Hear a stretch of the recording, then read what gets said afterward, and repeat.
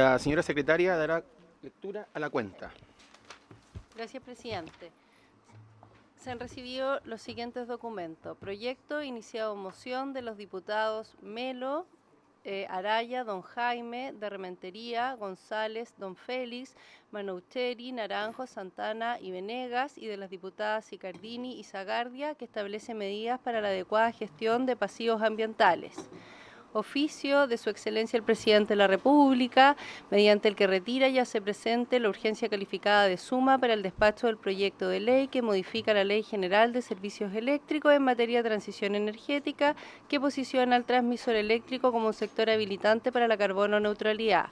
Oficio de Su Excelencia el Presidente de la República, en el mismo sentido, para el despacho del proyecto que amplía la cobertura del subsidio eléctrico a que se refiere el artículo sexto transitorio de la Ley 21.667 e introduce otras medidas de perfeccionamiento de la Ley 18.410 que crea la Superintendencia de Electricidad y Combustible. Correo del gerente y representante de Power3 y su empresa Matriz Infrastructure S.p.A., señor Pier Francesco Rimbotti, mediante el que solicita a la Comisión realizar una revisión exhaustiva y ponderada del proyecto de ley que amplía la cobertura del subsidio eléctrico, manifestando su preocupación especialmente respecto de la propuesta del cargo FED para recaudar fondos de los PMG. Advierte que se verían forzados a cancelar inversiones si el proyecto de ley se aprueba en su forma actual. Documento enviado por el presidente de Acera, señor Sergio del Campo, mediante el que remite las respuestas a las afirmaciones del Coordinador Eléctrico Nacional en la sesión especial del miércoles 2 de octubre pasado, con motivo del proyecto de ley que amplía la cobertura del subsidio eléctrico. Copia del oficio ordinario 783 del Ministerio de Energía al Servicio de Impuestos Internos, por el que informa sobre el subsidio eléctrico que establece la Ley 21.667 de estabilización de tarifas eléctricas. Se adjunta respuesta del Servicio de Impuestos Internos a este oficio, correspondiente al oficio ordinario número 1373, IVA en subsidio eléctrico, que establece la Ley 21.667 de estabilización de tarifas eléctricas. Carta del director ejecutivo de la Asociación Gremial de Pequeños y Medianos Generadores, señor Matías Cox, por el cual remite estudio desarrollado por Moray Energy Consulting, que analizó la sensibilidad del precio de la energía para nuevos contratos de suministro eléctrico en los próximos años, ante los aumentos en el costo de capital producto de los efectos derivados de la eventual aprobación del proyecto de ley sobre subsidio eléctrico en los términos actuales. Carta del director ejecutivo de la Asociación Gremial de Pequeños y Medianos Generadores, GPMAG, señor Matías Cox, por el que comunica que las 92 pymes que suscriben esta carta manifiestan el efecto y su oposición al proyecto de ley de subsidio eléctrico, ya que afecta gravemente la viabilidad de los proyectos PMGD emplazados en distintas regiones del país. Solicitud de audiencia de la diputada señora Joana Pérez, para que la comisión pueda recibir a dirigentes de sindicatos de pirquineros de la pequeña minería artesanal de Curanilahue y la provincia de Arauco, región del Biobío, con el objeto de exponer sobre el financiamiento de decretos de pensión pendientes de pago, compromiso del gobierno de financiar 10 cupos por sindicatos anualmente, entre otras materias. Oficio de la Vicepresidencia Ejecutiva de NAMI, en respuesta a oficio 227, por el cual remite información sobre la participación accionaria que poseía ENAMI en la sociedad minera TEC Quebrada Blanca S.A., dueña del proyecto minero Quebrada Blanca a Codelco. Informe de la Biblioteca del Congreso Nacional, denominado Normativa sobre la inversión extranjera en Canadá, desarrollo y práctica de la regulación canadiense para autorizar el establecimiento de la inversión extranjera, elaborado por la señora Andrea Vargas, asesora del área Gobierno, Defensa y Relaciones Internacionales, ATP de la BCN, que responde al último de los aspectos requeridos mediante oficio 221, que solicitaba desarrollar varios temas relacionados a la fundición y refinación y además a las políticas relacionadas con la inversión extranjera directa. carta de la directora ejecutiva de la Asociación Chilena de Energías Renovables y Almacenamiento, ACERA, señora Ana Lía Rojas, mediante la que remite informe final denominado Análisis del impacto económico y regulatorio de las medidas anunciadas por el Ejecutivo ante el alza de tarifas eléctricas, preparados por el DICTUC encargado por ACERA, para conocimiento y difusión de la Comisión en el marco de la discusión del proyecto de ley, correspondiente. Además, comunica su disposición para presentar ante la Comisión las conclusiones de este estudio junto a los consultores autores. Solicitud de audiencia del asesor de la consultora CIS Insight, señor José Ofer, para exponer durante el mes de noviembre, fecha en que se encontrará en el país, sobre el mercado del litio y los servicios que ofrece su consultora. Solicitud de audiencia al representante de la empresa Cerro Denominador, señor Fernando Flatou, de fecha 9 de octubre, para plantear su preocupación respecto al proyecto de ley que amplía la cobertura al subsidio eléctrico. Solicitud de audiencia al presidente y encargado del área legal de energía colectiva, señor Cristian Mírez, para también exponer sobre el mismo proyecto. Solicitud de audiencia a la Compañía General de Electricidad, para generar una instancia de comunicación y colaboración entre la Comisión y la empresa y dar un espacio abierto a consultas, quejas o solicitudes, además de dar a conocer protocolarmente la nueva gerencia de la zona. Solicitud de audiencia del representante de la Asociación Chilena de Hidrógeno, señor Nicolás García, para presentar a la asociación y sobre la posibilidad de implementación de la estrategia y plan de acción definidos para el gobierno. Además, para exponer sobre los avances de la industria y los principales desafíos que visualizan para materializar dicha oportunidad. Oficio 2491 de la Subsecretaría de Desarrollo Regional y Administrativo, señora Francisca Perales, mediante el que comunica en relación a la solicitud de informar sobre el trabajo intersectorial referido a aspectos técnicos del reglamento de la ley del royalty, especialmente sobre la fórmula o ecuación que determina el porcentaje de los recursos que corresponderá a cada comuna y sobre el estado de avance del referido reglamento.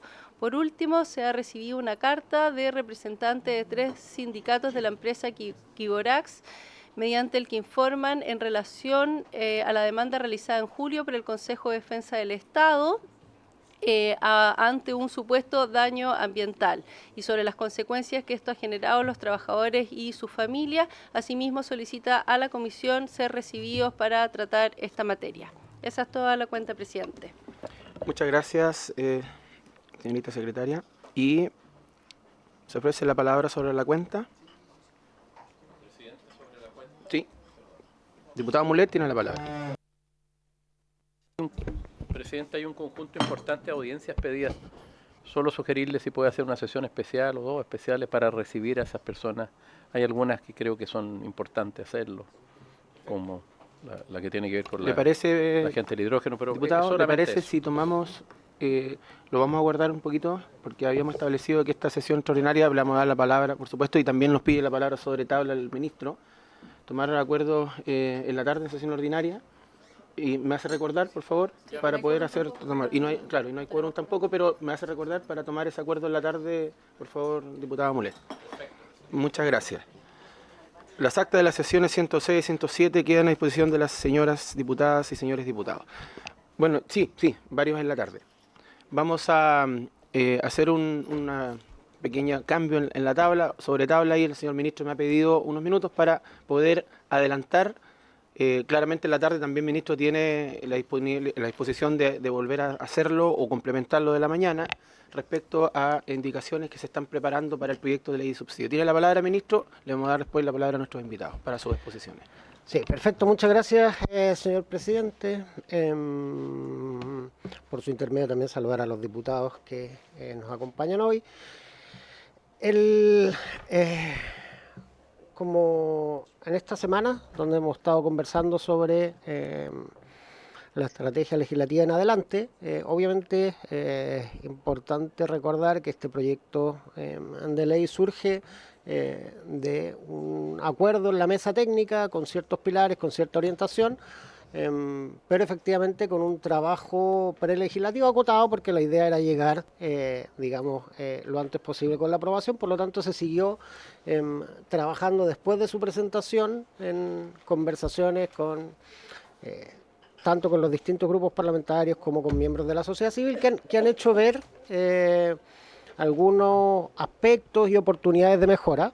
Respecto del proyecto de ley, el Ejecutivo, en paralelo a la tramitación, ha estado trabajando en esta materia, recogiendo los principales aspectos de aquello y entendiendo que dependiendo de cómo se organicen, obviamente finalmente las tablas, la idea es votar en general lo antes posible para abrir este espacio de indicaciones y de tal manera de que este voto en general pueda ser también lo más informado posible, adelantar lo que son el contenido de las indicaciones que está trabajando el Ejecutivo, que es algo que también nos habían solicitado distintos parlamentarios. Entonces, los objetivos del paquete de indicaciones que está preparando el Ejecutivo se relacionan, bueno, principalmente con el pilar que ha sido más objeto de mayor discusión en estas sesiones iniciales, en particular aquel que tiene que ver con el cargo FED. El primero de ellos, efectivamente, lo que busca es evitar esta idea de una pendiente resbaladiza que algunas empresas y gremios han manifestado respecto de la posibilidad de que este mecanismo pueda extenderse en su cobertura o en su temporalidad. Para ello lo que se hace es incorporar un mecanismo de compensación para los años siguientes que vienen después del año 28, que lo voy a detallar posteriormente. Un segundo aspecto tiene que ver con lo que se ha mencionado respecto de la situación de pequeñas y medianas empresas.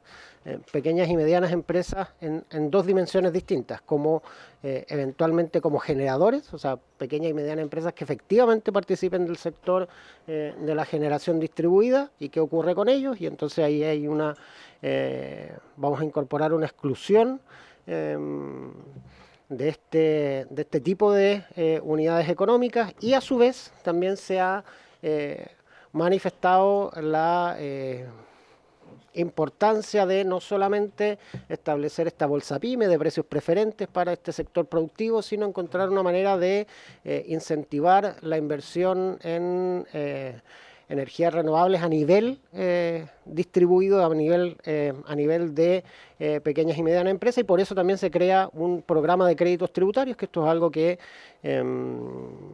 se ha estado trabajando a través del Ministerio de Economía en la mesa que tienen de manera permanente con las pequeñas y medianas empresas.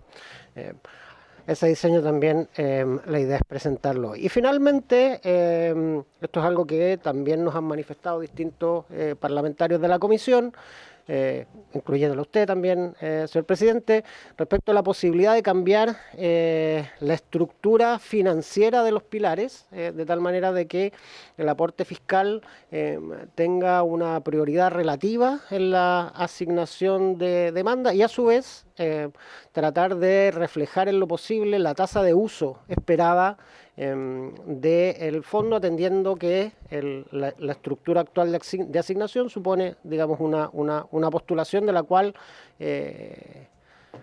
ya tenemos alguna experiencia, tenemos una postulación ya realizada y una segunda en curso, y digamos, ambas cosas, tanto el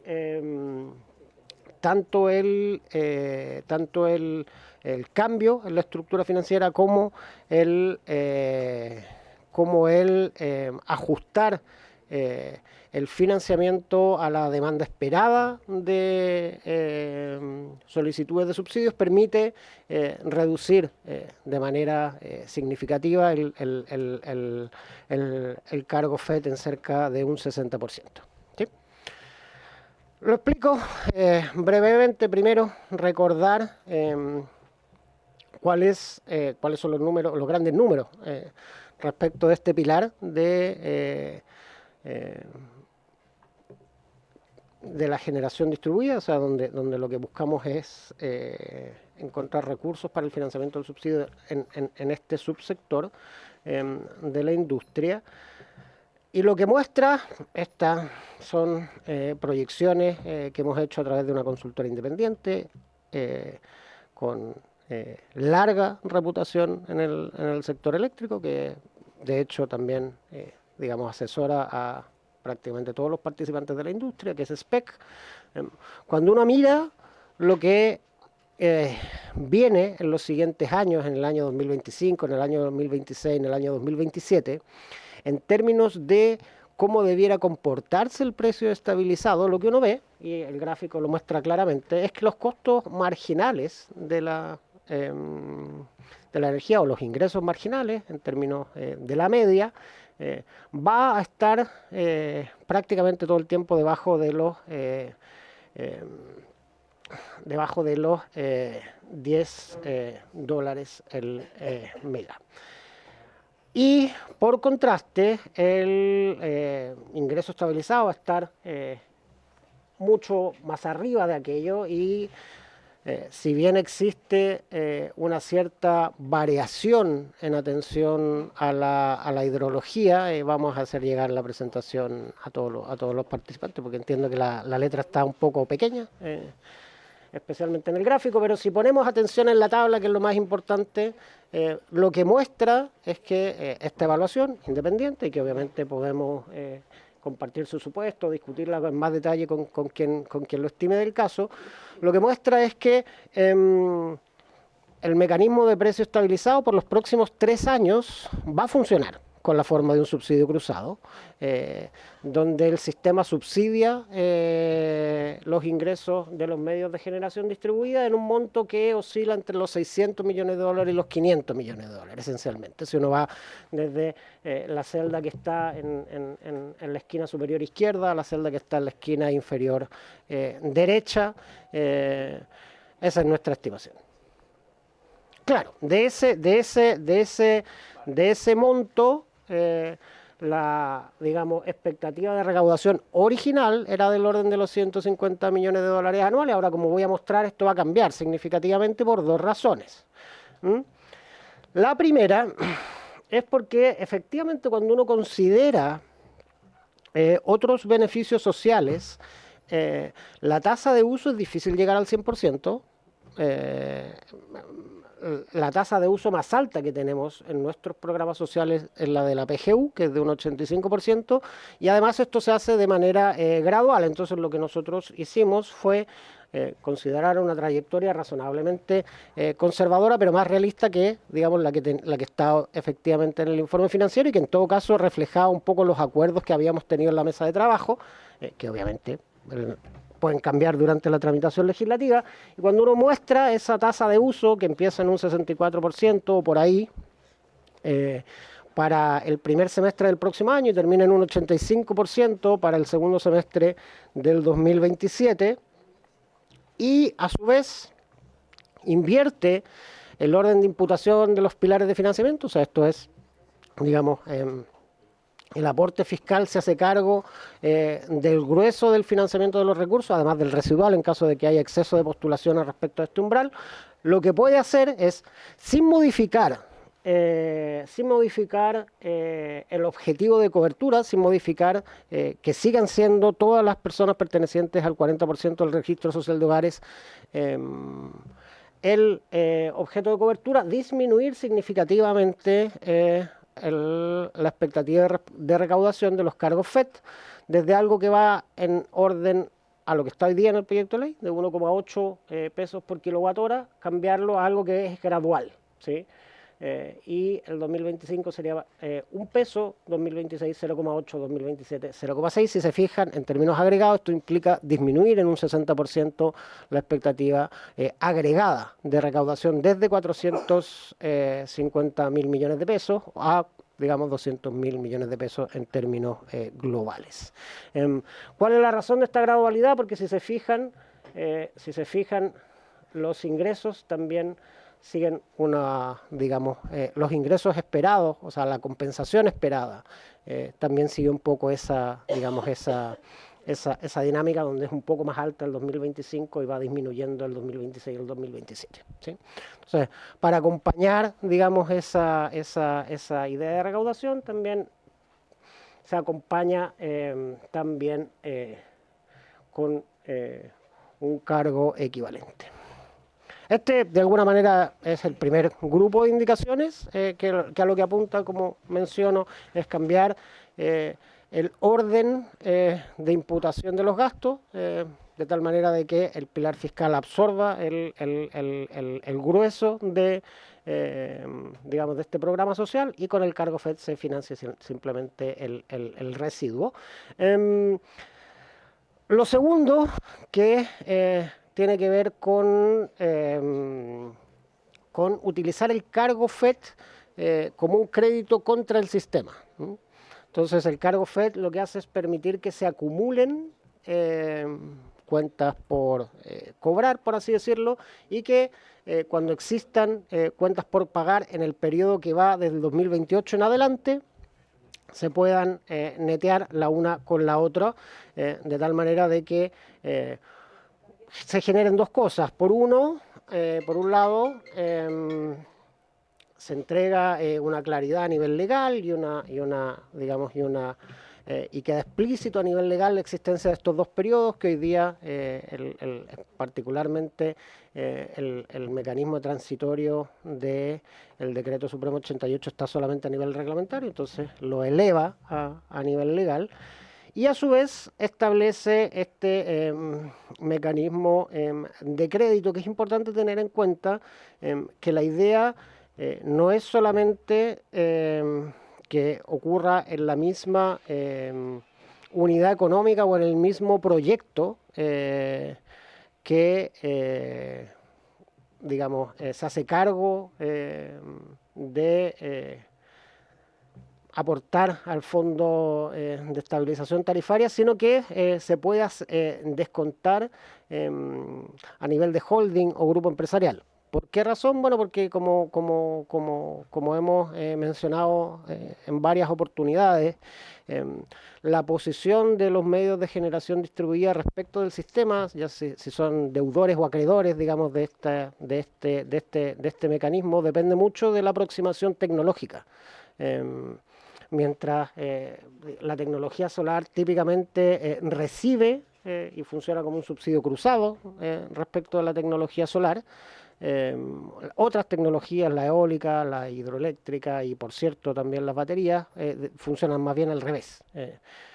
Aportan al sistema. De este modo, si uno permite que los créditos puedan utilizarse dentro de un mismo holding o grupo empresarial, a su vez, además de permitir hacerse cargo de este argumento de pendiente resbaladiza y establecer un mecanismo de compensación futuro, que era otra de las críticas que había recibido el proyecto de ley en su versión original, también entrega una señal importante de diversificación tecnológica. Hoy día nuestro sistema tiene sobreoferta solar, digamos, o sea, tiene sobreoferta de una tecnología específica. Y por lo tanto es importante que nuestras políticas públicas vayan empujando hacia una mayor diversificación tecnológica, que también permita que, de alguna manera, la brecha que hoy día se observa, la brecha en mercado mayorista, que hoy día se observa entre el precio del día y el precio de la noche, vaya cerrándose, porque, digamos, esa diferencia entre el precio del día y el precio de la noche es finalmente lo que termina causando todas estas desbalances que se observan tanto en el funcionamiento del precio estabilizado, como también lo hemos visto en materia de desacople en otras oportunidades también a nivel de contrato y a nivel industrial. Segundo grupo de indicaciones. El tercero tiene que ver también con una crítica constructiva que se hizo en su momento y que tenía que ver con que hay algunos proyectos que están empezando su operación, algunos medios de generación distribuida que están empezando su operación, sin perjuicio de que la ventana para incorporarse a este mecanismo ya está cerrada y se cerró hace bastante tiempo. Los proyectos que ingresaron en su momento y los proyectos que ingresaron a esa ventana en su momento tenían que tener una declaración en construcción y por lo tanto tener bastante avanzado el proyecto. Efectivamente hay algunos casos que han visto dificultada su entrada en operación típicamente por problemas de permisos, en algunas zonas específicas, y para hacernos cargo de esos proyectos que recién están entrando y por lo tanto tienen una situación financiera un poco distinta, donde el desembolso inicial es más significativo. Este grupo de proyectos lo que pueden hacer es posponer su entrada en operación al sistema por 12 meses, ¿sí? De tal manera de darles esa flexibilidad. A su vez, también somos conscientes de que hay pymes que son propietarias, desarrolladoras de PMGD, y estas quedarían bajo la consideración de que efectivamente sean pymes, quedarían excluidas del sistema. Para esto hay que ser bien claro, el régimen tributario PYME contempla una norma de relación. Por lo tanto, una pyme que en verdad pertenece a un grupo empresarial más grande no es realmente una pyme para efectos tributarios. Aquí estamos hablando de pequeñas y medianas empresas donde efectivamente se trata de, digamos, de pequeños emprendedores propietarios de estos tipos de medios de generación distribuida. Y finalmente, algo que, como mencionaba, surge de una mesa de trabajo que tiene el Ministerio de Economía permanente con las pequeñas y medianas empresas, que tiene que ver con que no solamente haya una política de asistencia mediante precios preferentes de energía, que eso es lo que se denomina Bolsa PYME en el pilar del proyecto, sino que también haya una medida que facilite digamos, la adquisición de paneles solares para el autoconsumo de parte de pequeñas y medianas empresas. O sea, no solamente tener políticas para el flujo, sino también para el equipamiento, para la inversión en capital, y para eso se incorpora un incentivo tributario en sistemas fotovoltaicos para el autoconsumo de empresas de menor tamaño, con 2 años de vigencia, que consiste en un 25% del valor de la inversión como crédito tributario y el 75% se puede reconocer como gasto vía depreciación instantánea. Y que si existe un remanente de crédito tributario, en ese ejercicio se puede pedir la devolución correspondiente en el impuesto de primera categoría, ¿sí? Esas el conjunto de indicaciones que como menciono, creo que se hacen cargo de las principales críticas iniciales. Obviamente, esto es parte de alguna manera de lo que ha sido el diseño de este proyecto de ley. Esto empezó en una mesa técnica que funcionó por breve plazo. Llegamos a tiempo con un proyecto de ley, entendiendo que había muchos temas que conversar. Varios de esos temas se han ido conversando en estos primeros meses de tramitación, y para responder a aquello, hacerse cargo de lo que han sido las observaciones, de nuevo, más constructivas y más dirigidas a mejorar los aspectos del proyecto de ley. Es que el conjunto de paquete de indicaciones el que está presentando el Ejecutivo, y la idea es presentarlo, no bien se apruebe en general el proyecto. Bien, muchas gracias, ministro. Tuvimos un de reglamento. Presidente, perdón, es que solo para preguntarle cuándo vamos a empezar a votar, digamos, cuál es el calendario de votación de este proyecto de ley. Tuvimos un retraso de una semana, lo que habíamos conversado por el tema de las acusaciones, lo habíamos previsto, el ministro lo habíamos hablado en ese momento, y en la tarde justamente cuando tengamos la sesión ordinaria, en puntos varios vamos a abrir una pequeña discusión para ponernos de acuerdo finalmente con el calendario ya sin modificaciones, ya habiendo salido de las acusaciones constitucionales. ¿Les parece? 15 horas hoy día, sesión ordinaria para tomar acuerdos de ese tipo. Ahí va a estar el ministro para que también... Va a venir el ministro. Si por eso ahora no vamos a tener, consulta a lo que acaba de exponer, porque va a venir en la tarde nuevamente y vamos a abrir la posibilidad de consultar respecto a lo que ha expuesto para darle todo el tiempo que necesitan nuestros invitados. Bien, vamos a pasar directamente a la exposición de nuestros invitados. Nuestro primer invitado, el director ejecutivo de la Asociación Chilena de Energía Solar, AG, ACESOL, el señor Darío Morales, quien asiste junto a la presidenta de ACESOL, señora Bárbara Barbieri Yáñez. Le doy la palabra inmediato para poder optimizar el tiempo. Muchas gracias, presidente. Por su intermedio, saludar a los señores diputados y diputadas que están presentes en la comisión y agradecerle, presidente, a la comisión que nos pueda permitir compartir algunas ideas sobre el proyecto de ley que amplía la cobertura del subsidio eléctrico. Mi nombre es Darío Morales y soy el director ejecutivo de ACESOL. ACESOL es la Asociación Chilena de Energía Solar y me acompaña Bárbara Barbieri, que es la presidenta del directorio. Solo una pequeña y breve nota sobre ACESOL. ACESOL es una asociación gremial que agrupa aproximadamente 160 empresas que están en el rubro de la energía solar. Hay empresas proveedoras de equipos, proveedoras de servicios legales, servicios de ingeniería, servicios ambientales. Hay empresas que se dedican al rubro de la generación de gran escala, PMGD, autoconsumo, generación residencial. Empresas desarrolladoras de proyectos y también empresas que se dedican a la promoción de la energía solar térmica. Por supuesto, este es un proyecto del mayor interés para nuestra asociación y hemos seguido la discusión pública y también, por supuesto, las sesiones de esta comisión. Y en algunas ocasiones, eventualmente, sobre todo en la discusión pública, da la sensación de que el aumento de la generación distribuida se ve como un problema, ¿no? Particularmente el aumento y el crecimiento que ha tenido en Chile la generación distribuida solar se está viendo como un problema. Y desde esa perspectiva nosotros creemos que es todo lo contrario. La generación distribuida, en su esquema de PMGD, la generación distribuida en su esquema de generación de autoconsumo y generación residencial son precisamente, a nuestro juicio, parte de esta solución. En la forma actual, el proyecto de ley, a nuestro juicio, va a tener graves consecuencias sobre las inversiones en energías renovables no convencionales y sobre los sistemas de almacenamiento, pero por sobre todo no resuelve de manera definitiva el problema del alza de la tarifa de las familias chilenas. Ahora, dicho lo anterior, lo que yo quiero compartir con ustedes hoy día es una propuesta que permite, a nuestro juicio, hacer frente al problema que tenemos que resolver, que es cómo ayudamos a las familias chilenas a resolver su problema con el alza de las cuentas de la energía.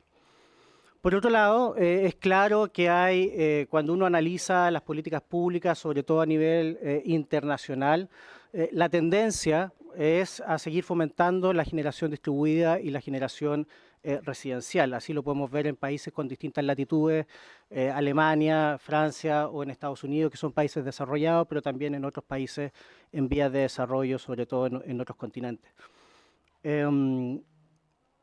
¿Y por qué, a nuestro juicio, existe la sensación de que la generación distribuida es parte del problema y no de la solución? Porque es muy fácil hablar de los costos, es muy fácil hablar de las compensaciones. Cuando uno hace el cálculo de las compensaciones, es simplemente sumar en una planilla Excel y se da cuenta cuáles han sido las compensaciones que el sistema ha pagado a los PMGD. Pero es más difícil hablar de los beneficios. ¿Por qué? Porque los beneficios es necesario calcularlos, es necesario estimarlos y esos beneficios de alguna manera se reparten en todo el sistema eléctrico. Y desde esa perspectiva, parte de lo que le queremos contar hoy día son cuáles a nuestro juicio han sido el beneficio de la política pública de la generación distribuida.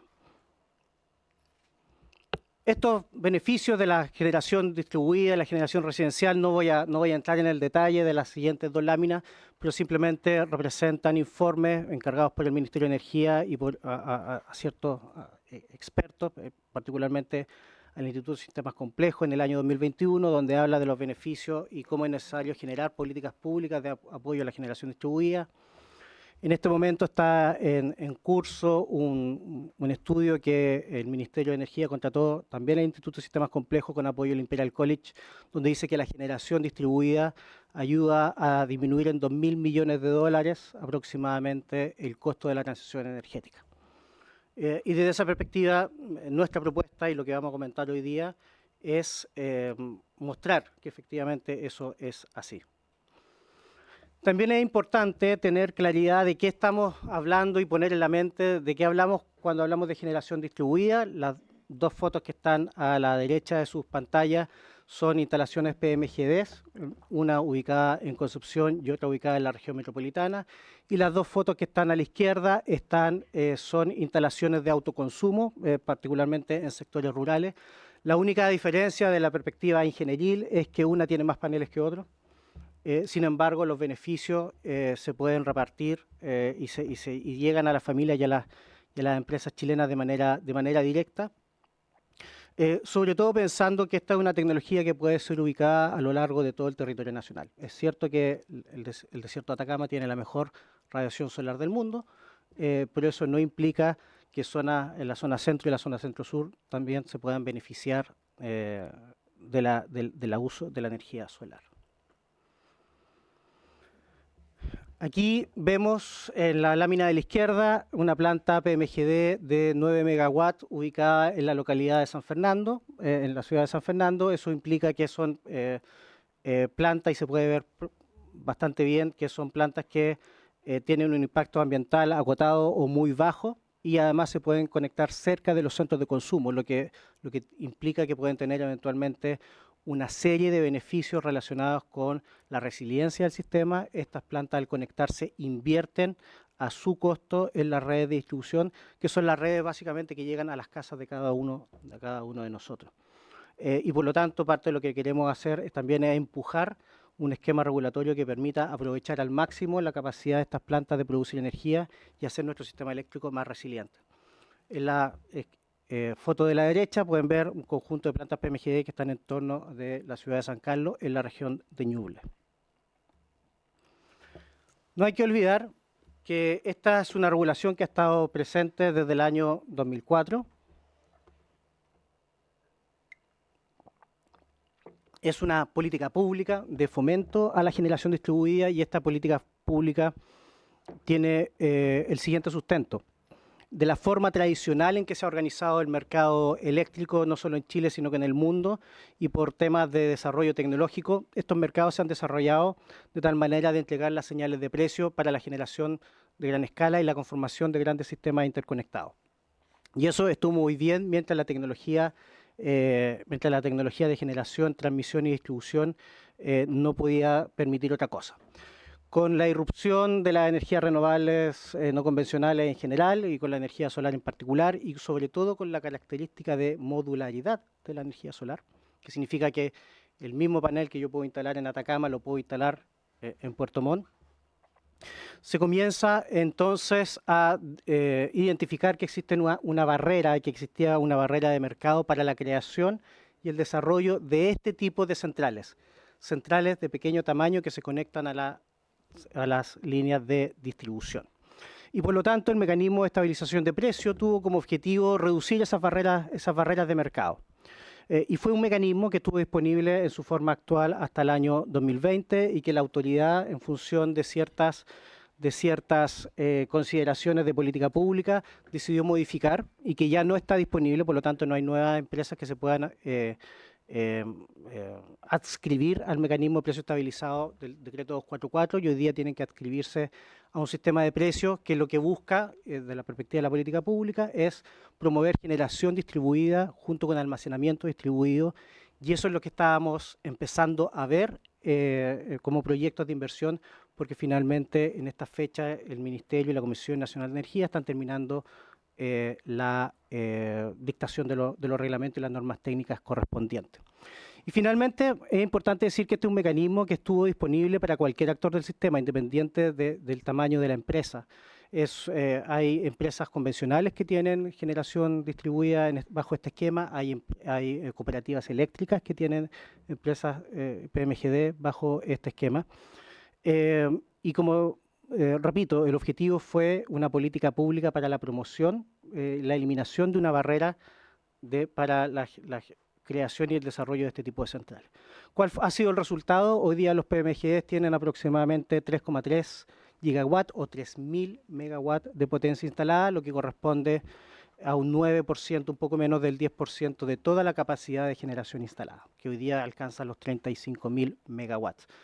Y el 80% de esta generación PMGD es generación solar.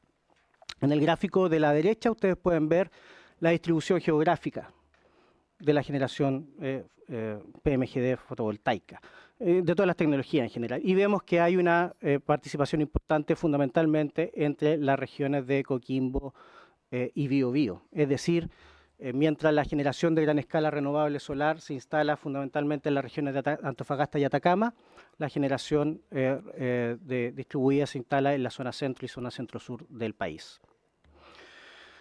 Desde la perspectiva de los empleos, La industria de la energía en general es una industria eficiente de la perspectiva de los empleos, pero muy intensiva durante sus etapas de construcción. En los últimos 5 años se han creado, solo por la industria PMGD, alrededor de 38.000 empleos directos e indirectos. La inversión de una central PMGD entre el 20 y el 35% aproximadamente queda en los territorios de la forma de empleo, y el resto queda también en la forma del equipamiento y las inversiones que quedan efectivamente en los territorios. Los empleos de operación, naturalmente, son plantas eficientes que utilizan menos personas para su operación, pero son empleos que son estables, son empleos de alta y mediana calificación que quedan disponibles durante 20, 25 años, que es más o menos la vida útil de los proyectos. Y en este gráfico pueden ver entonces la distribución geográfica de los empleos generados en los últimos 5 años en este segmento. Sobre los beneficios, que es algo que yo mencionaba al comienzo de esta presentación. Nosotros encargamos al Centro de Energía de la Universidad de Chile un estudio que nos permitiera evaluar de manera simple y rápida cuáles fueron los beneficios de los PMGD y de la generación distribuida en el año 2023. El ejercicio que le pedimos a la Universidad de Chile fue un ejercicio bastante simple. ¿Qué hubiese pasado si no hubiese existido esta política pública de PMGD en el año 2023 y si no tuviésemos generación distribuida? Efectivamente, estos son ejemplos que se pueden replicar, ¿cierto? Hay ciertos supuestos que se pueden naturalmente mejorar, pero en función de lo que nos dice este estudio, es que si los PMGD no hubiesen estado presentes, no hubiéramos producido 2,4 terawatts adicionales de generación fósil. O dicho de otra manera, gracias a la generación distribuida de los PMGD, produjimos 2,4 terawatts menos de energía fósil. En un porcentaje de 80 terawatts, que es la matriz, la generación anual, es un porcentaje que no es despreciable. Esa menor generación fósil tiene como objetivo y tiene como resultado que no se emitieron 2 millones de toneladas de CO2 equivalente a la atmósfera. El ministro de Hacienda estuvo hace un par de semanas en esta comisión y dijo que el costo social con el cual el gobierno y el Estado evaluaba las políticas públicas del costo social del CO2 estaba en torno a los $60 por tonelada, y eso implica un ahorro social de $125 millones. Naturalmente, la disminución de emisiones, sobre todo en la zona de sacrificio, es algo que las personas ven de manera directa, pero el costo social es mucho más difícil apreciarlo, y si uno no hace los cálculos de esta manera, probablemente esos beneficios se diluyan. Como quemamos menos combustibles fósiles, fuimos menos dependientes de energía importada, y eso produjo que el sistema eléctrico gastara 268 millones menos de dólares menos en combustibles fósiles. Como esta generación está cerca de los centros de consumo, hubo que transmitir menos energía por las líneas de transmisión, y eso implicó un ahorro de pérdidas por transmisión en torno a los $11,6 millones para el año 2023. Y la presencia de la generación distribuida de los PMGD ayuda a disminuir los costos marginales, lo que también disminuye los costos de transacción entre empresas generadoras. Cuando hacemos el ejercicio para el año 2022, encontramos números que son relativamente similares. Y yo siempre digo que esto es como la eficiencia energética. Cuando uno compra una ampolleta eficiente, ¿cierto? Va a la ferretería, le cuesta 4.000 o 5.000 pesos, uno ve la factura del costo. En este caso uno ve la factura, uno ve cuánto ha sido la compensación por generación distribuida. Pero al igual que las ampolletas eficientes, cuando uno la instala, es más difícil ver los ahorros, pero esos ahorros de todas maneras existen, hay mucho menor consumo de energía. Y de alguna forma lo que hemos querido mostrar hoy día es que la generación distribuida, la generación PMGD, ha tenido beneficios para el sistema eléctrico. También, por supuesto, ha tenido costos, y es sano desde la perspectiva de la política pública que podamos hacer un análisis de cómo seguir fomentando y en qué medida seguir fomentando la generación distribuida de manera eficiente. Ahora bien, por supuesto, hay algunos otros temas que son importantes y que ustedes han planteado como pregunta en la comisión, y por supuesto yo estoy disponible para responderlo también más adelante. Desde la perspectiva de nuestra propuesta, nosotros consideramos que la pregunta que tenemos que resolver no es necesariamente a quién le sacamos recursos para poder pagar el subsidio. A nuestro juicio, la pregunta que tenemos que resolver es cómo somos capaces de ayudar a las familias más vulnerables a hacer frente de manera definitiva al alza de las cuentas de la energía eléctrica. Y básicamente es también lo que yo he visto que es parte de sus preocupaciones que ustedes han mostrado en la comisión. A manera de ejemplo, una vivienda en la comuna de Independencia, que tiene un consumo promedio mensual de 240 kWh al mes, gasta en torno a los 360.000 pesos anuales de energía, con 2 paneles fotovoltaicos. Esa vivienda ahorra 133.000 pesos en su factura anual. Y esos 2 paneles significan entonces un ahorro en el 37% de su cuenta anual de energía. Y ese ahorro no se mantiene por 2 o 3 años, sino que es un ahorro permanente por 20 años. Entonces, de alguna forma, nosotros creemos que es posible generar programas de política pública que ya están en marcha, que ya es necesario optimizar, y voy a contar después, para apoyar a la generación residencial.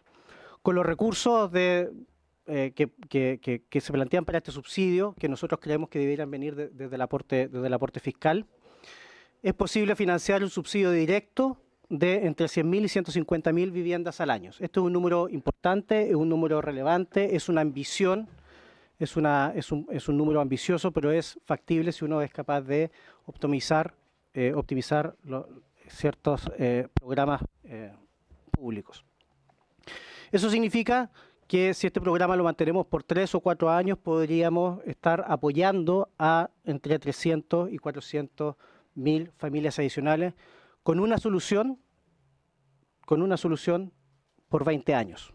Y que es independiente de los combustibles fósiles, independiente de otras variables externas, independiente del tipo de cambio del dólar, y sobre todo que les ayudaría y apoyaría en aquellos momentos donde la red eléctrica de distribución falla, porque si estos sistemas se incorporan con almacenamiento, le agregan resiliencia y continuidad de suministro a las familias chilenas.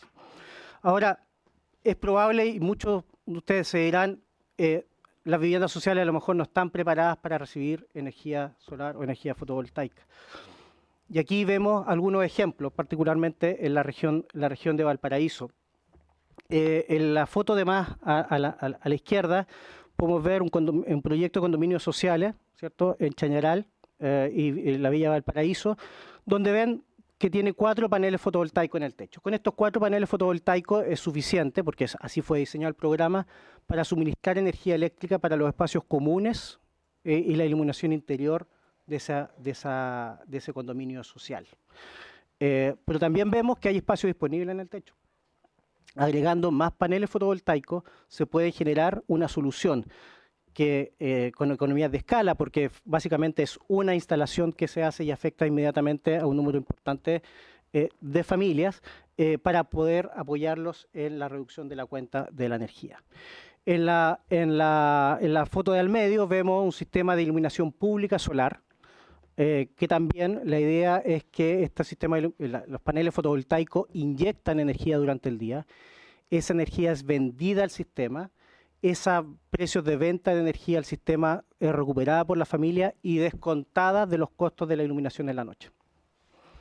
Y la tercera foto es el programa de reconstrucción de la Villa Papalillo en Santa Olga post incendio 2017, donde ese programa vino directamente con una solución fotovoltaica. En resumen, ¿qué es lo que proponemos, presidente Ponce Medio? La utilización de recursos para el subsidio directo a la inversión, ¿cierto? Hemos conversado varias veces, también se ha dicho en esta comisión, que no hay nada más eficiente que en vez de subsidiar el gasto, subsidiar la inversión. Y esta inversión va directo a resolver el problema de las familias chilenas en el largo plazo. Pero eso tiene un número acotado de familias, ¿cierto? Dependiendo de los montos y de la duración del programa, eso tiene un cierto número acotado de familias. Por lo tanto, creemos que para las pymes y para otro grupo socioeconómico de familias, es importante también promover el desarrollo de esta industria de generación y de autoconsumo. Proponemos un resumo temporal, una reducción temporal del IVA para los proyectos de autoconsumo. Esto, si bien eventualmente un menor IVA podría tener una menor recaudación fiscal, pero por otro lado motiva e incentiva la oferta y la demanda, por lo tanto esa menor recaudación fiscal se podría ver largamente superada por un aumento de la actividad económica. Proponemos transformar el programa de casa solar a un modelo de tipo voucher. Hoy día, efectivamente, concordamos con el ministro donde el programa de casa solar no tiene la amplitud y el alcance y la velocidad para responder a estas necesidades. El programa tipo voucher es algo que se utiliza hoy día. La Comisión Nacional de Riego fomenta el riego y el bombeo solar a través de programas de esta naturaleza y por lo tanto hay experiencia en el Estado en el manejo de este tipo de programas. Es fundamental hacer más eficiente el uso de los recursos públicos en los programas existentes en distintos ministerios. Hay programas de acondicionamiento térmico en el Ministerio de Vivienda y Urbanismo, donde parte de ese acondicionamiento térmico viene también con apoyo a los sistemas fotovoltaicos. Hay en la Comisión Nacional de Riego hay algunos programas en los gobiernos regionales, por lo tanto es necesario mejorar la coordinación pública. El quinto punto para nosotros fundamental es un proyecto que ya fue aprobado por esta Cámara y está hoy día en la tramitación en el Senado. Es fundamental avanzar con el proyecto de ley de impulso a las renovables que tiene una serie de medidas de fomento de la generación distribuida que si ustedes quieren más adelante en las preguntas podemos conversar. El sexto punto, un poco relacionado con el anterior, la propiedad conjunta de sistemas de autoconsumo. Es posible que comunidades, personas se organicen, la Agencia de Sostenibilidad tiene algunos programas en esa materia. Es posible que la comunidad se organice para adquirir e invertir de manera conjunta en sistemas de autoconsumo que les van a generar posteriormente ingresos a esas mismas comunidades y esos ingresos pueden ser descontados de su factura de energía eléctrica. Medidas para fomentar el modelo ESCO. El modelo ESCO significa Energy Service Companies en inglés y son empresas que ofrecen servicio a las pymes y a los clientes medianos y también a algunos clientes grandes, donde es la empresa privada la que invierte en el sistema fotovoltaico y hace un acuerdo con el cliente para compartir los beneficios de la instalación de ese sistema fotovoltaico. Y ese modelo lo que permite de alguna manera es apalancar recursos privados para resolver el problema y no seguir estresando más las estrechas arcas fiscales. Y finalmente hay una serie de medidas como la que mencionaba el ministro de Energía hace un rato y que también ha estado impulsando el Ministerio de Economía para disponibilizar fondos de garantía y créditos para las instalaciones de sistemas fotovoltaicos en viviendas, pyme y comunidades rurales. Y ya para terminar, señor presidente, creemos que la propuesta que nosotros hacemos no tiene impacto sobre el clima de inversiones. Podemos conversar también, si ustedes lo desean, sobre algunos temas relacionados con eso. Nos permite entregar una solución definitiva por 20 años, tanto a las familias como a las pymes. Da impulso a un área de la economía que son aquellas empresas que están en el negocio del autoconsumo y que entregan empleo de mediana y alta calificación. Y sobre todo un tema muy importante, hablamos sobre las políticas públicas. Si el proyecto de ley persevera, sobre todo con el pilar PMGD, eso va a significar que la discusión sobre la ley de distribución, sobre la generación distribuida, probablemente va a quedar paralizada algunos años más, sobre todo pensando que es una discusión que ya se inició en el año 2017 y ya 7 años después seguimos en el mismo punto. Y finalmente, y también no menos importante, creemos que estas medidas están alineadas con los objetivos del país, con la política energética y sobre todo está alineada con buscar una solución de largo plazo para las familias chilenas. Muchas gracias, presidente. Bueno, vamos a abrir el espacio para las consultas. Diputado Mulet tiene la palabra. Muchas gracias. Yo creo que ha reafirmado la exposición de los señores, del señor de asesor, digamos, la necesidad de, obviamente, de proponer y seguir avanzando en la generación distribuida en los domicilios, digamos, de las pequeñas empresas. Hay dos cosas. El ministro recién nos planteaba que una de las medidas que está tomando, de las indicaciones, es tener algún incentivo tributario respecto de las pymes, ¿cierto?, para generación distribuida de autoconsumo. Creo que eso es interesante, aunque es poco, un 25% de crédito tributario yo lo hallo bajo, ojalá se pueda aumentar, lo señalo. Pero lo otro, creo que es muy importante tener conciencia en el mundo político de esto también, yo creo que se puede avanzar mucho más rápido en el país. Yo entiendo que en Alemania, el otro día leí la información, hay 3 millones de ya casas con techos solares, digamos, donde hay una capacidad de energía solar mucho menor, digamos, una radiación mucho menor que la que tenemos en Chile. Esa experiencia es interesante. Pero voy a una pregunta que se la aprovecho a hacer a ustedes y también al ministro. Hay un programa de techo solar que yo encuentro, ministro, que la meta que tenía el gobierno, entiendo que eran, no sé si 500 megawatts en techo solar, y creo que ha avanzado poco. Y he visto una serie de trabas. En Atacama, por ejemplo, hay interés desde el gobernador regional, don Miguel Vargas, con el Consejo Regional, hubo una propuesta de hacer, no sé, pero están trabados en temas de orden administrativo. Y me gustaría preguntarle al ministro cuáles son las trabas y preguntarle al señor de asesor la misma pregunta. ¿Dónde ven las trabas, digamos? En la llamada permisología, me carga la palabra, pero la uso para ahorrar tiempo. ¿Dónde está el problema? Porque el gobierno tuvo la propuesta y era bien interesante, pero se ha avanzado una parte, pero no totalmente. Entonces, mi pregunta es esa, porque yo creo que estamos todos de acuerdo, uno ve las cifras que rebajan el consumo en un domicilio, en el ejemplo que puso usted, y lo hemos hablado con el ministro el mismo tema. Entonces uno dice, bueno, más que subsidio, lo que hay que hacer es promover techos solares también en el largo plazo. Creo que eso es lo lógico. Pero estamos como trabados en los permisos, también en esto. Un poco esa es la consulta que quiero hacer, porque creo que hay objetivos comunes, tanto en el gobierno como en lo que propone aquí esta asociación gremial. Y yo creo que en todos los parlamentarios lo mismo, pero algo pasa que esto no avanza. Y quisiera una breve opinión sobre eso, tanto al ministro como al señor de asesor. Muchas gracias, diputado. Le vamos a dar la palabra al diputado Tapia para que se consolide después una sola respuesta, por favor. Gracias, presidente. Bueno, saludar a los invitados este día, al ministro y también a ustedes que vienen luego. A ver, el tema no es fácil. El tema de la energía en el país, el costo principalmente, el tema de generación, transmisión, distribución. Pero cuando nosotros estamos hablando de pymes, de pequeñas generadoras, en la organización a la cual ustedes representan, y siendo bien honesto, ¿qué porcentaje son realmente pymes y qué porcentaje son gran empresas que están en este rubro? Porque tenemos que ir despejando muchas situaciones. Segundo lugar, yo aquí cuando veo esta gráfica que tienen ustedes, y que la hemos visto anteriormente, pero una respuesta bajo el punto de vista técnico. Para nosotros, cuando vemos que, por ejemplo, la región metropolitana tiene capacidad instalada de 548 y una región como Atacama o Antofagasta, que una tiene 126 y otra 144, aquí se ve, porque la lógica que es que en el norte tenemos más sol que la región metropolitana y en el sur. Entonces me gustaría un poco que pudiera responder esa pregunta técnica.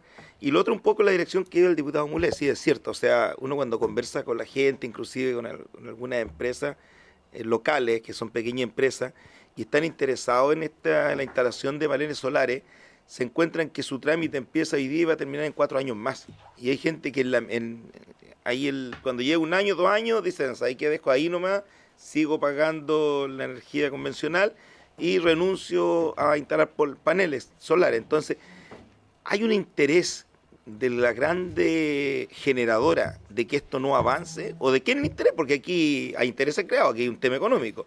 Entonces, bajo el punto de vista de ustedes, ¿qué se puede decir?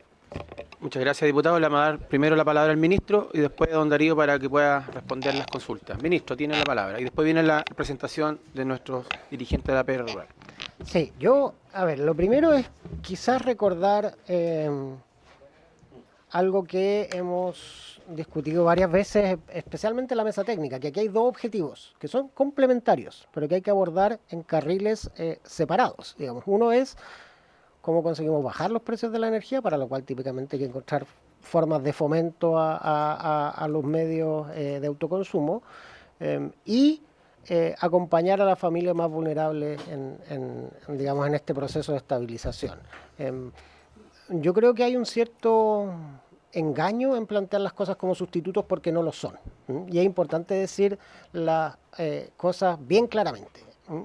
No son, uno no puede sustituir lo uno con lo otro, por razones de órdenes de magnitud, y aquí son súper importantes los órdenes de magnitud, y por su intermedio yo quisiera aclararle algunos órdenes de magnitud al representante asesor, porque entre otras cosas, hace un tiempo, en una entrevista, digamos, en un medio de prensa, señaló que este programa podía financiarse con reasignaciones del presupuesto del Ministerio de Energía. Aquí estamos hablando de un programa del orden de los 500 millones de dólares, ¿sí? 500 millones de dólares. Ese es el orden de magnitud del que estamos hablando, ¿sí? El presupuesto del Ministerio de Energía son 5, ¿sí? O sea, esos son los órdenes de magnitud de los que estamos hablando, ¿sí? Y cuando y yo creo que es importante que nos hagamos estas preguntas, ¿sí? Cuando uno plantea que un programa que lo que busca es acompañar al 40% de las familias más vulnerables, que son 5 millones de familias, ¿sí? Si eso son datos administrativos. Y dice, bueno, encontremos una manera de quizá abordar este problema con algo que son centenas de miles. La pregunta es, ¿cómo diablos vamos a elegir? O sea, cuando uno tiene un problema de 5 millones de personas y plantea llegar a un 10% de ese problema, bueno, ¿cómo elige uno dentro del 40% más vulnerable? ¿Qué es la pregunta que precisamente nos hicimos en la mesa técnica? Si esta pregunta ya nos la hicimos en la mesa técnica. Y como no es posible elegir entre familias que esencialmente están en situaciones de vulnerabilidad, hay que llegar a todas, digamos. Entonces, este proyecto de ley, con sus limitaciones, lo que busca es precisamente llegar a ese nivel de cobertura. Entonces, yo creo que plantear que uno puede sustituir ese nivel de cobertura con algo que tiene esencialmente un 10%, de extensión, creo que es importante visibilizarlo. Eso es primero un tema de órdenes de magnitud. Y por otro lado también hay un tema de órdenes de tiempos de ejecución. El programa Casa Solar Social, que voy a comentar en un minuto, las modificaciones que estamos haciendo para tratar de agilizarlo, en el óptimo, ¿sí? En el óptimo de funcionamiento igual tarda 18 a 24 meses, digamos, y uno no, digamos, cuando uno asigna, digamos, recursos públicos de esta manera, donde es necesario una cierta concursabilidad inicial, tanto para elegir los beneficiarios como para elegir el ejecutor, ¿sí? Porque en ambos casos, digamos, hay que cautelar el buen uso de los recursos públicos. Los tiempos son los que son, y yo creo que prometer un tiempo menor a 18 meses es prometer algo que no es realista, ¿sí? Entonces, el proceso de estabilización en su primera etapa, la más apremiante, es ahora, digamos, en estos 3 meses, hasta enero, y después hasta 2027. Entonces, la pregunta que uno quiere hacer, o sea, la pregunta inicial, y por eso, digamos, este proyecto de ley tiene la estructura que tiene, si uno quiere llegar a tiempo a esa coyuntura. Porque para las de después, toda la disposición, y en la medida que encontremos espacios de complementariedad, los vamos a tomar, si este es un ejecutivo muy pragmático. Y prueba de ello es lo que estamos poniendo en el crédito tributario para sistemas fotovoltaicos en pymes, porque eso es algo fácil, existe acuerdo, podemos discutir el 25%, obviamente el 25% de crédito, el 75% de gasto, nosotros estimamos que es lo razonable para digamos, para un fomento, pero ahí hay una oportunidad de hacerlo complementario, ¿sí? Y por lo tanto, si hay una posibilidad de hacerlo complementario, lo vamos a hacer. Y, por cierto, también seguimos trabajando en nuestro programa de Casa Solar Social, particularmente a través de ejecución con fondos de los gobiernos regionales. ¿Cuál ha sido el problema? La ejecución presupuestaria con la ley de presupuesto pasada, y recordarán porque esta fue una discusión extensa de qué tipo de glosas se incluían para controlar las transferencias entre entidades ejecutorias que no eran públicas, ¿cierto? Bueno, parte del problema con esas glosas es que el organismo ejecutor del sector energía, que es la Agencia de Sostenibilidad Energética, por razones históricas es una corporación de derecho privado. ¿Sí? No es, pese a que la gran mayoría de nuestros programas se ejecutan a través de esta agencia, esa agencia es formalmente digamos, una persona jurídica de derecho privado y por lo tanto la aplicación de estas glosas respecto de esta realidad dificultó inmensamente la ejecución de estos programas y efectivamente el apetito, disponibilidad de los gobiernos regionales para este tipo de programas es mucho mayor del que hemos sido capaces de ejecutar y por eso estamos trabajando. En la quinta subcomisión mixta, en particular, esto lo vimos hace un par de semanas con los diputados de la subcomisión y estamos en un trabajo donde nosotros en coordinación con la Dirección de Presupuesto hemos propuesto nuevas modificaciones en este régimen de glosas que permitan una ejecución eficaz. Y yo creo que en esta ley de presupuesto efectivamente eso va a quedar bien reflejado y vamos a tener un sistema mucho más ágil para que el 2025 efectivamente podamos hacer mucho más en términos de casa solar social. Todos los otros programas que tenemos con la Comisión Nacional de Riego, el que tenemos con DPS, con el programa DPS del Ministerio de Economía, el que tenemos también con otros organismos del Ministerio de Agricultura, como vimos en su momento para respecto de APR y que estamos ejecutando este año, son todos programas que nosotros hemos tratado de encontrar mediante coordinación ministerial. Y eso lo vamos a seguir haciendo. Pero de nuevo, no hay que confundir lo que es complementario de lo que es sustituto.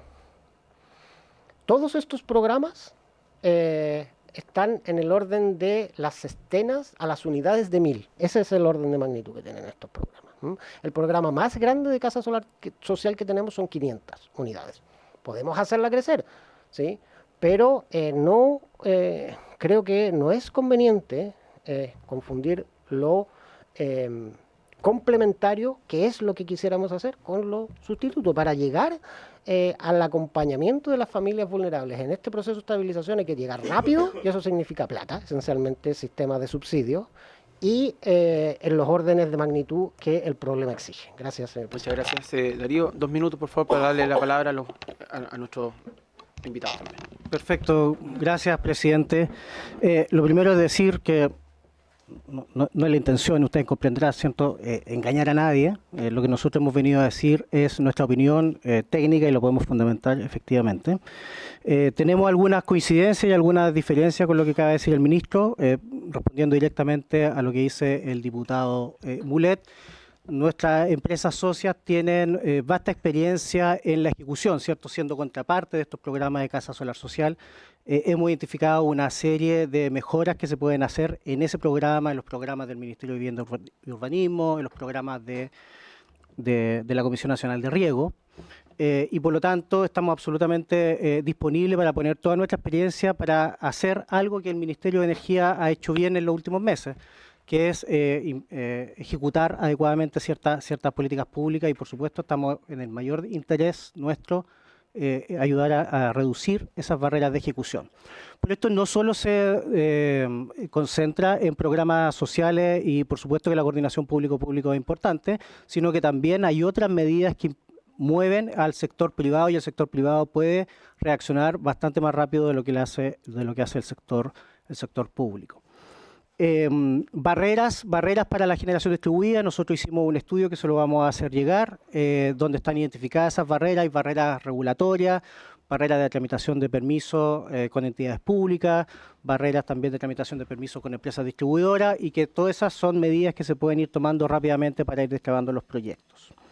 En relación a la pregunta que hacía el diputado Tapia, nuestra asociación tiene el 31% de nuestras empresas socias son pequeñas, el 10% son microempresas, 4% profesionales, tenemos empresas medianas que son el 22% y tenemos el 23% de empresas grandes que son socias de nuestra asociación. En relación a la pregunta del diputado, ¿por qué esto no se ha desarrollado fundamentalmente, o sea, se ha desarrollado en la zona centro-sur y más que en la zona norte? Porque el desierto de Atacama tiene algunas condiciones excepcionales para el desarrollo de la energía solar y ahí las economías de escala son impresionantes, ¿cierto? El lugar con la mejor radiación solar del mundo. Tenemos un Ministerio de Bienes Nacionales que ha dedicado a hacer programas de concesiones de uso oneroso para la energía renovable y por lo tanto desde la perspectiva económica es más rentable hacer una planta de gran escala que una planta de generación distribuida. En la zona centro las limitaciones de espacio son más acotadas, por lo tanto es mucho más conveniente hacer centrales con una superficie menor. Y nosotros básicamente estamos absolutamente disponibles para trabajar con el Congreso, para trabajar por supuesto con el Ministerio de Energía, en entregar toda nuestra experiencia para mejorar y acelerar estos programas que realmente, presidente, por su intermedio, creemos que nos permiten tener un alcance. Un último comentario. Lo que nosotros proponemos son entre 300 y 500 mil viviendas o instalaciones adicionales que incluyen instalaciones comunitarias y otras cosas por sobre el 1.600.000 de viviendas que ya están financiadas con el subsidio. Entonces no corresponde al 10% de las familias vulnerables. Muchas gracias, Darío. Rápidamente, don Rufino Evia, coordinador nacional de la Asociación Nacional de APR Chile. Tiene la palabra para su exposición, don Rufino.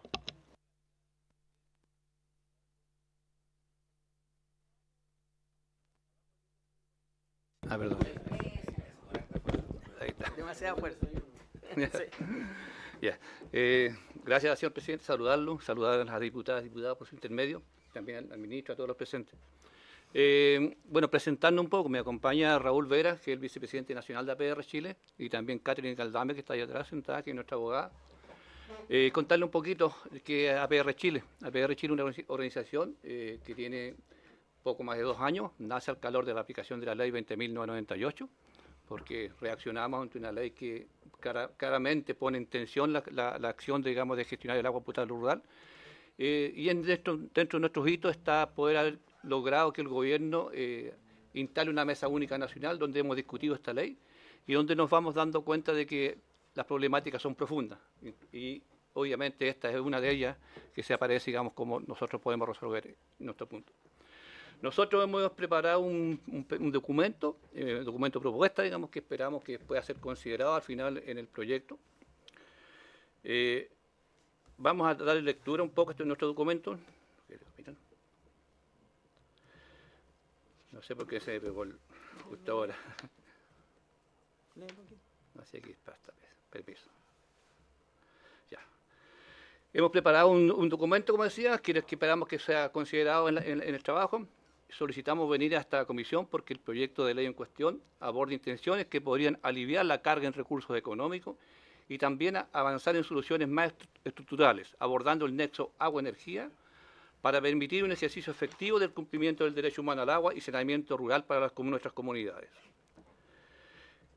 Es preciso tener presente que nuestras organizaciones gestionan y administran el agua para más de 2 millones de personas y las dirigentes y dirigentes de APR son colaboradores no remunerados del Estado.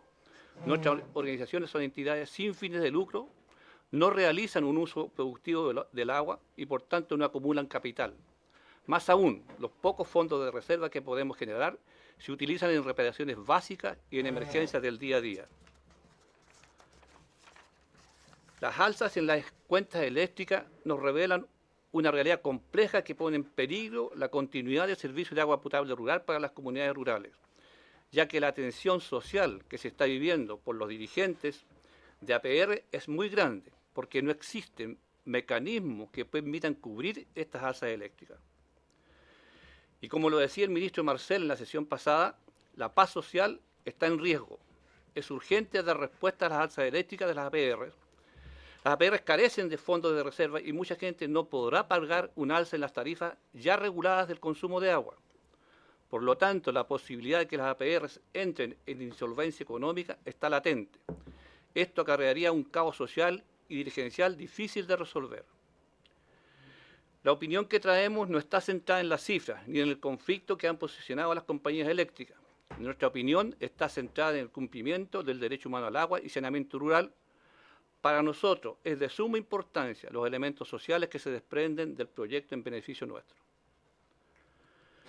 Por ejemplo, nos parece muy importante perfeccionar las facultades de la SEC que se señalan en este proyecto, pues hasta el momento hemos recibido un trato displicente y discriminatorio por parte de las compañías eléctricas, como por ejemplo, la atención que dan las empresas eléctricas a los APR, ya que somos consideradas como un cliente cualquiera o asimilado a una pyme. Además, existen cortes constantes de energía que afectan la continuidad del servicio de agua potable o dañan la infraestructura, sumado a la diversidad de tarifas en que se encuentran los APR. La lentitud de las compañías eléctricas para dar las condiciones en los proyectos de mejoramiento y, más gravemente, las deficiencias en la respuesta y soluciones frente a emergencias eléctricas. Es imprescindible mejorar la calidad energética que se brinda para la producción de agua potable rural, especialmente una atención prioritaria para los APR ante situaciones de emergencia eléctrica por cortes de energía o fallas en el servicio eléctrico.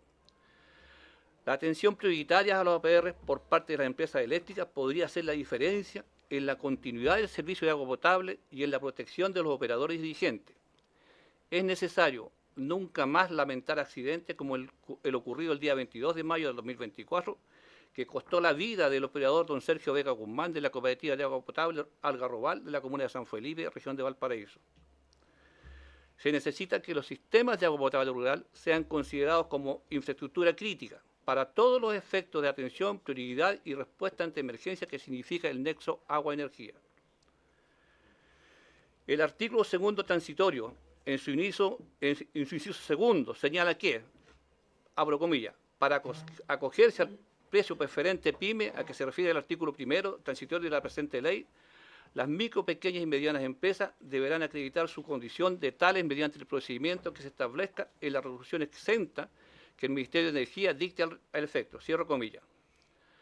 Las APR no somos una PYME. Tal como lo señalamos en los párrafos anteriores, somos organizaciones colaboradoras del Estado, sin fines de lucro, que no hacemos un negocio con la gestión del agua. Creemos es de justa razón que las pymes reciban un apoyo del Estado ante estas alzas eléctricas, pues muchas de ellas también habitan los territorios rurales y son parte fundamental del desarrollo económico de las localidades. Pero también pedimos que se haga la diferencia tanto en el lenguaje como en las exigencias que el proyecto contempla. Solicitamos una mención explícita para que las APR puedan acogerse al precio preferente, dada la condición de prestadores de un servicio esencial e imprescindible para la vida y sin fin de lucro. Don Rufino, perdone que lo interrumpa, mire, estamos como corto de tiempo, esa carta nosotros la tenemos todos en nuestro grupo, quiero optimizar los minutos que nos quedan para sus opiniones, sus solicitudes, fuera de la carta, porque la carta ya la tenemos, como le decía, ya la estamos leyendo nosotros en el grupo. Bueno, también... Gracias, presidente, pero también expresar un poco, digamos, que siempre que concurrimos a esta instancia, digamos, somos los últimos en opinar y siempre estamos con los tiempos acotados. Por favor. Pero voy a pasar directamente a las propuestas que traemos, digamos, para que se considere. Nosotros decimos que en resumen que este proyecto de ley incorpore un artículo de exclusividad para las APR, donde se aborde lo siguiente. 1. Que el MOP actualice y fortalezca su registro para tener certeza de que las APR están identificadas con número de cliente de cuentas de la luz asociado. 2. Que se establezca expresamente la preferencia de las APR para acceder al precio preferente, dada la condición de prestadores de un servicio esencial e imprescindible para la vida y sin fin de lucro. 3. Considerar a las APR como organizaciones con infraestructura crítica, con el fin de exigir una atención prioritaria de parte de las concesiones eléctricas, en consideración al rol que se cumple y a la naturaleza de la organización de las comunidades como entidades sin fines de lucro. 4. Sistema tarifario único para APR con rebaja tarifaria permanente, acordes al cambio climático y rol de servicio esencial para la vida que desarrollamos en las comunidades rurales. 5. Subsidio directo a cada APR según el alza que le afecta para evitar que caigan en insolvencia económica. 6. Compensación directa a las APR ante cualquier interrupción del suministro eléctrico y ante daños o fallas en la infraestructura y equipos de los APR provocados por esta interrupción en el suministro eléctrico, a fin de resguardar la continuidad del acceso al derecho humano al agua, procurando la reposición inmediata de equipos e infraestructura dañada. 7. Compensación ambiental para organizaciones de APR por la instalación de proyectos eléctricos, como por ejemplo proyectos eléctricos fotovoltaicos u otros. Eso, señor presidente, son los puntos. Faltó bastante de la carta. Gracias. Por eso le decía a don Rufino, tenemos la carta con el contenido. Vamos a dar un minuto la palabra a la diputada Riquelme. Tiene la palabra. Muchas gracias, Luego el presidente. diputado Rosas. Muchas gracias, presidente. Sé que estamos breves de tiempo, pero en efecto hay varias observaciones y preguntas para el ministro para que podemos hacer en la tarde, pero sin embargo, ya que están los representantes de la APR, habíamos conversado esto previamente con el ministro en la posibilidad de garantizar el acceso de las APR a esta bolsa, digamos. Yo no hemos conversado, no habíamos tenido la oportunidad de ver alguna respuesta respecto de ello. Se lo pregunto directamente, ministro, si esa garantía para las APR de que estén en esta bolsa o en el beneficio o en el subsidio directo está contemplada. Eso, muchas gracias. Diputada, tiene la palabra el diputado Patricio Rosas. Sí, es en la misma línea y yo creo que toda la comisión lo comparte y por algo están acá presentando el tema estratégico que significan los APR en nuestro país, tal cual las postas, los SFAM en distintos territorios rurales y por lo cual yo estoy seguro que el ministro tiene una muy buena opinión de integrarlos dentro de esta estrategia, así que era eso, que el ministro ojalá nos dijera en forma explícita si esto va a ir avanzando. Muchas gracias, diputado. Tiene la palabra el diputado Mulet. Breve nomás. Es muy atendible la propuesta que traen ustedes. Señalarles que si ustedes se quedan en la mañana, yo puedo igual tener una reunión bilateral con ustedes a partir de las 11:30, si es posible. Y una consulta directa. ¿Cómo está el diálogo con las autoridades de gobierno en este tema? Tiene la palabra primero, luego don Rufino. Muy breve para dejarle el espacio. Bueno, primero agradecerle tanto a APR Chile como a don Rufino, que siempre nos acompaña en todos los proyectos y las observaciones que nos hace siempre han sido constructivas. Recordar que de hecho hasta en la legislatura pasada aprobamos relativamente rápido digamos, exención de hora punta, que es un proceso que estamos mejorando porque efectivamente hubo algunas donde su pliego tarifario no respondía adecuadamente digamos, a lo que buscamos, pero fue muy rápida digamos, la reacción al respecto. Contestando derechamente a la pregunta, o sea, toda la disposición del Ejecutivo, esta bolsa está pensada efectivamente para pymes y APR, entonces muy disponible a incluir específicamente la posibilidad digamos, de acceder a esta bolsa de manera prioritaria, obviamente por el rol que cumplen los servicios sanitarios rurales. Podemos pensar también en alguna forma automática, digamos, donde directamente la Subdirección de Servicios Sanitarios Rurales nos haga llegar el registro. Y en ese sentido yo también quiero plantear que el procedimiento con el cual hemos excluido del cargo de hora punta a las APR ya muestra, digamos, un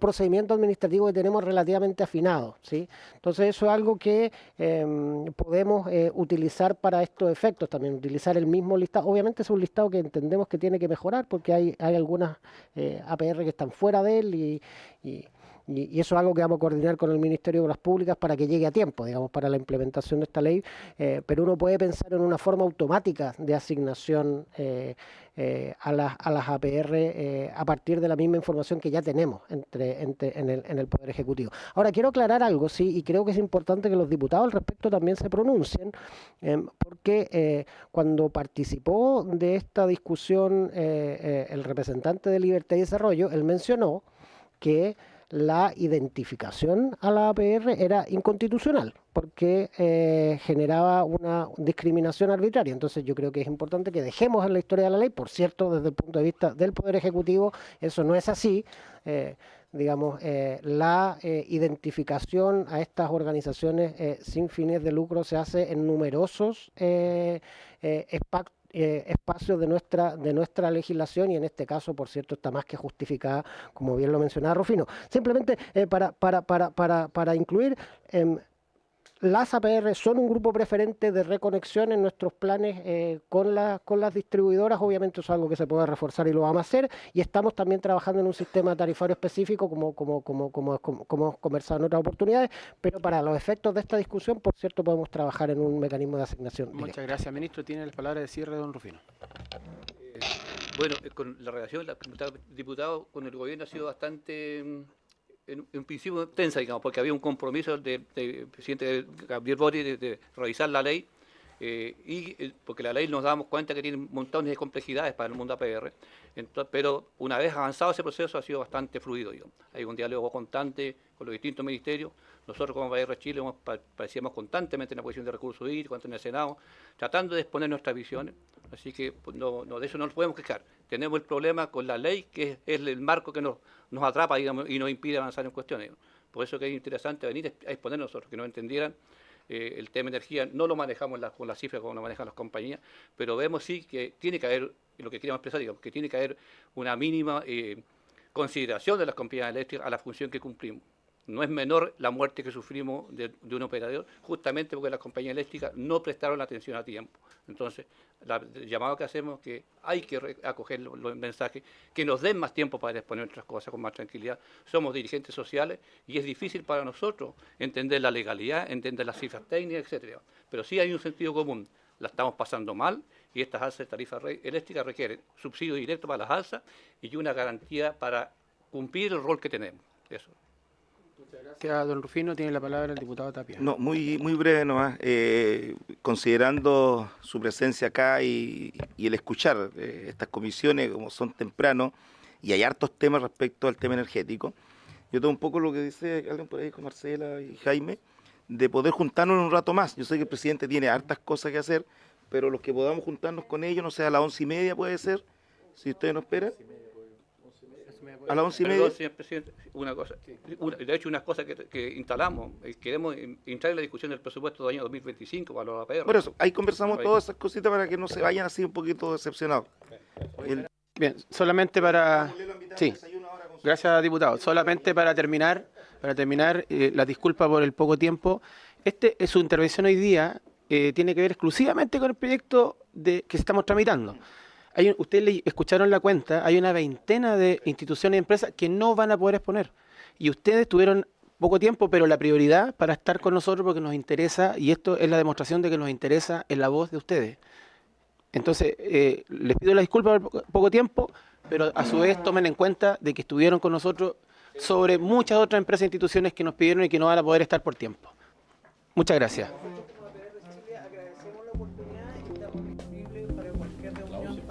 Ok, muchas gracias. Se levanta la sesión.